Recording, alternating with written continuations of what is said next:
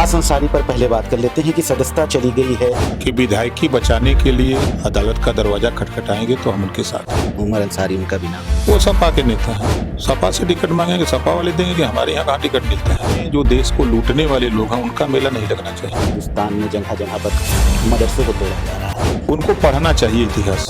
मदरसे खोल करके वहाँ नोट छापोगे।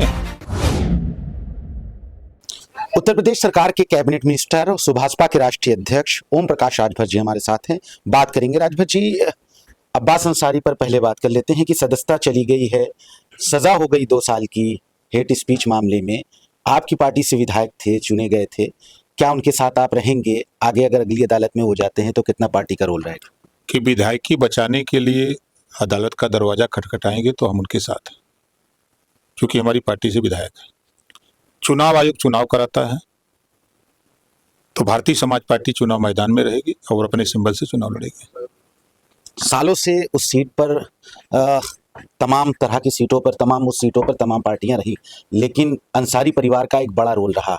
तो क्या आगे अगर चुनाव आयोग इस पर चुनाव कराता है और राहत नहीं मिलती है बड़ी अदालतों से, तो क्या सुभाषपा फिर से अंसारी परिवार के किसी भी शख्स को मौका देगी? नहीं, ऐसा नहीं, दूसरा कोई चुनाव लड़ेगा। उनके भाई अब्बास अंसारी के जो हैं उमर अंसारी, उनका भी नाम। वो सपा के नेता हैं, हाँ। सपा से टिकट मांगेंगे, सपा वाले देंगे कि हमारे यहाँ कहाँ टिकट मिलता है। तो वही हम दिए थे प्रत्याशी ना, तो सिंबल हमारा पार्टी हमारी खाली थी, नेता तो सपा के लोग थे। मतलब सुभाषपा से भी तो उनके थे रिलेशन?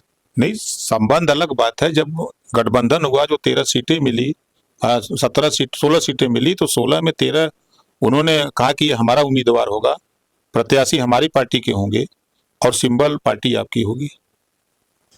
बहराइच से एक मामला है, सालार मसूद गाजी का मेला बंद हो गया। 10 जून को एक मेला ओम प्रकाश राजभर की अध्यक्षता में होने जा रहा है, वो शुरू कर रहे हैं, मुख्यमंत्री शामिल होंगे उसमें। क्या कहेंगे? वहाँ के जो सालार मसूद गाजी का मेला बंद हुआ, लेकिन प्रशासन ने बताया कि नहीं हो सकता, लेकिन दूसरा मेला अब शुरू होने जा रहा है। देखिए, देश में जो देश को लूटने वाले लोग हैं उनका मेला नहीं लगना चाहिए।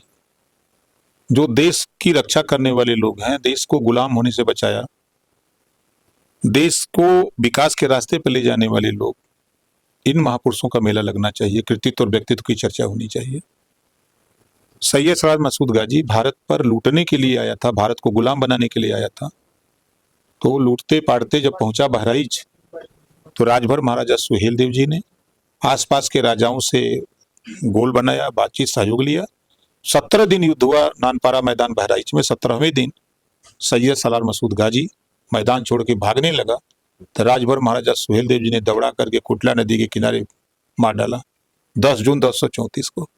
तो मेला तो राजभर महाराजा सुहेल देव जी का लगना चाहिए, लेकिन ये कांग्रेस और सपा के लोग मुगलों का साथ देते हैं, जो देश के लुटेरे हैं उनका साथ देते हैं। तो एनडीए सरकार है, एनडीए सरकार में जिन महापुरुषों ने देश के लिए, समाज के लिए काम किया है, उनके कृतित्व व्यक्तित्व को पूरे देश में प्रसारित किया जाता है। उसी कड़ी में 10 जून को मेला लगेगा। मुख्यमंत्री योगी आदित्यनाथ जी उसमें मुख्य अतिथि होंगे और राजभर महाराजा सुहेल देव जी के कृतित्व और व्यक्तित्व पर चर्चा होगी। एक सवाल है मदरसे पर, आप अल्पसंख्यक मिनिस्टर हैं। अरशद मदनी ने एक ट्वीट किया, उन्होंने कहा कि हिंदुस्तान में जगह जगह पर मदरसों को तोड़ा जा रहा है, तालीमी इदारा है, और इस तरह से सरकार को फैसला, खास करके उत्तर प्रदेश सरकार को उन्होंने टारगेट किया। उनको पढ़ना चाहिए इतिहास। मदरसे खोले जाते हैं शिक्षा देने के लिए।